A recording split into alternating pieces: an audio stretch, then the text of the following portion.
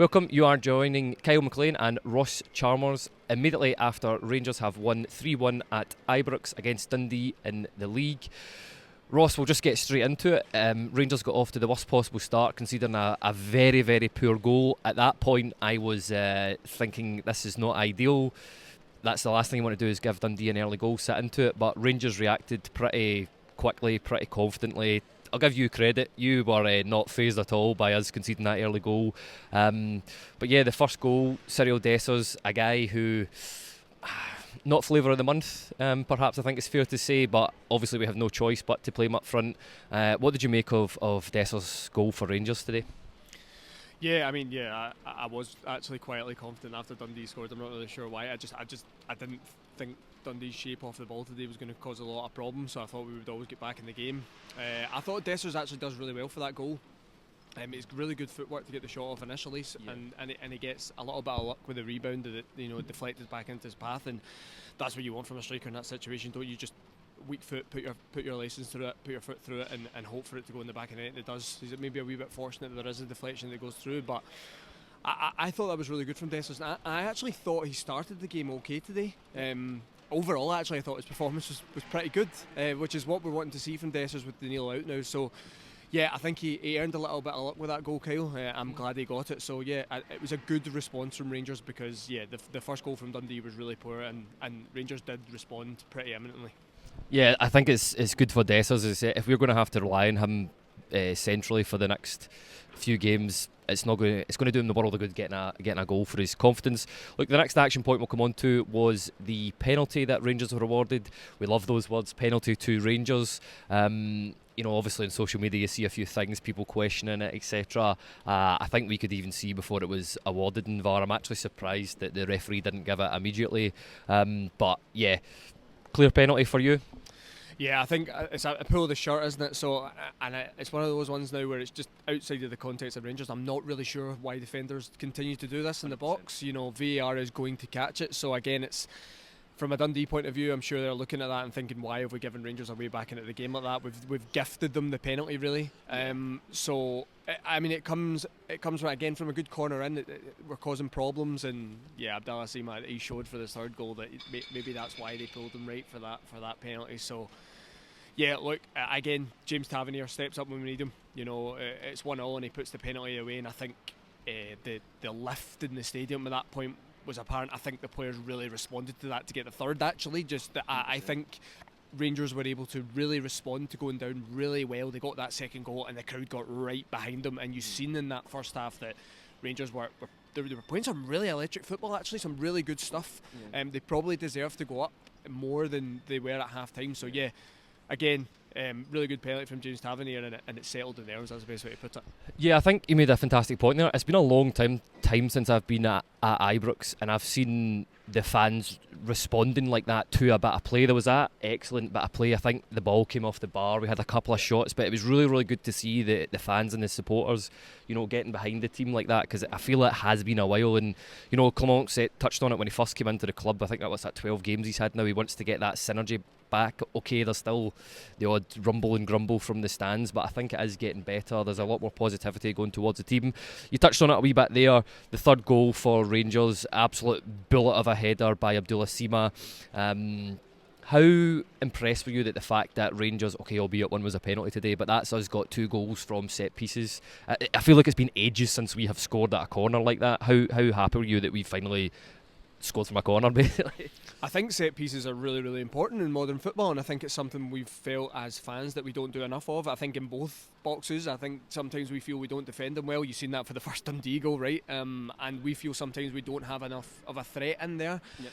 I think with the centre-backs we have now, in a John Souttar, a Leon Balogun, a Connor Goldson, they are a threat in the box, and ultimately with their presence in there, it takes defenders' kind of focus away, and then you've got someone like Abdallah Sima, who is naturally just a good finisher. We're starting to see that now, and he has that ability in the air as well. He's just, so I don't want to go into Abdallah Sima too much, right? But physically, he's superb. I think he's able to beat his man really 1v1 in any situation, whether that's a set piece like we've seen today with the header, or whether he's just driving his man 1v1 on the byline or whatever. He's superb physically, and that's something we need to make the most of. I think it's something that Philippe Clement is trying to make the most of in every single game now. So again, really good to score from set pieces, because they are really important. You see all the best teams, even like a Manchester City down south with Pep Guardiola, he talks about how important they are for his system, and they play some of the best football we've seen. So it's something we have to get better at, and it looks like it is something we're starting to get better at.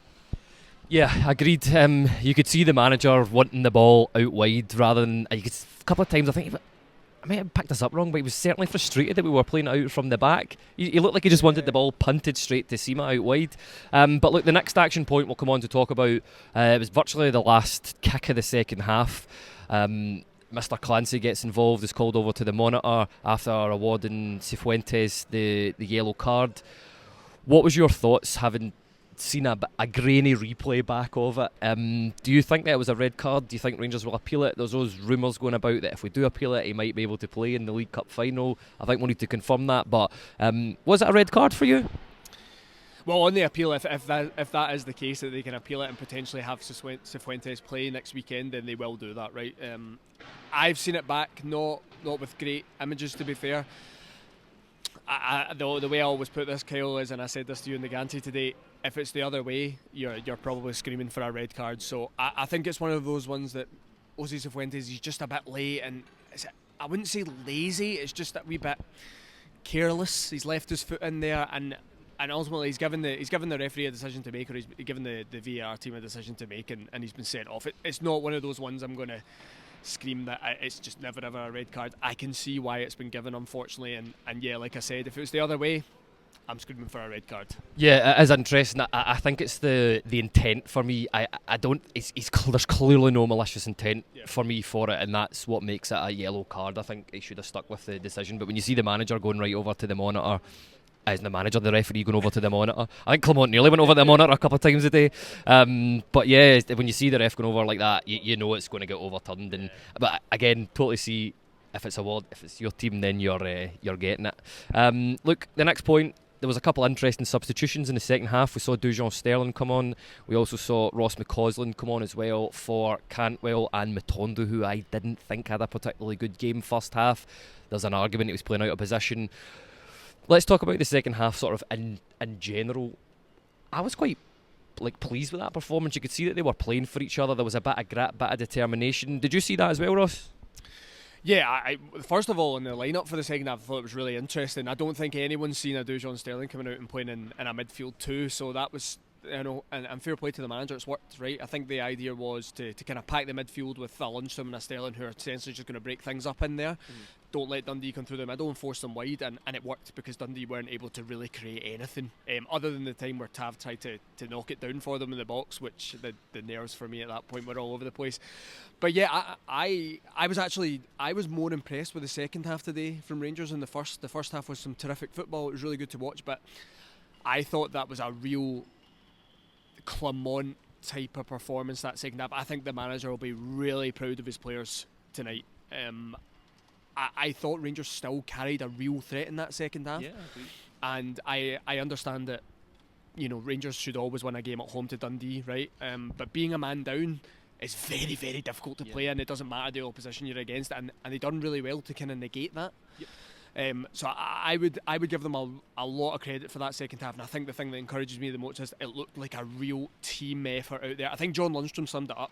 John Lundstram was taken off around maybe just after the 85th minute, and the ovation he got from the crowd today summed it up. Like that was a real gritty performance in that second half to get the result, and it looked like a team that were desperate to get the 3 points, and that's what you want. That's what we want every week. We want a team out there that's going to give everything they've got to get the 3 points, and they've done that in that second half. So Clement will be absolutely over the moon with that in the second half. I'm sure he'll mention that in his press conference, so really, really encouraging. Yeah, it'll be interesting to see. I agree with you on the fact that whenever a player came off the field, there was a really, really good reception from the fans. Cyriel Dessers, I know there was a few grumbles with a pass. As soon as he misplaced that pass, I've never seen a manager go to the bench so quickly to bring on Ruffon. But and the final point I'll end on, really positive to see us finish with two academy graduates in Leon King and Ross McCausland. can't remember the last time that's happened. How pleased are you? Clement did say he was going to do it. How pleased are you that these guys are getting, well, Leon King a small opportunity, Ross McCausland a big one? Well, yeah, I think most kind of expected Leon King to probably come on at half time and playing that that kind of hold midfield role. He's been doing it for Scotland under 21s. I think maybe Rangers see that could be his future as well in terms of positionally. So we all expected to see him come on. He didn't. He came on late on in the game to kind of see it out for us. But overall, yeah, having 2 academy players on, Ross McCausland was again fantastic in that second half.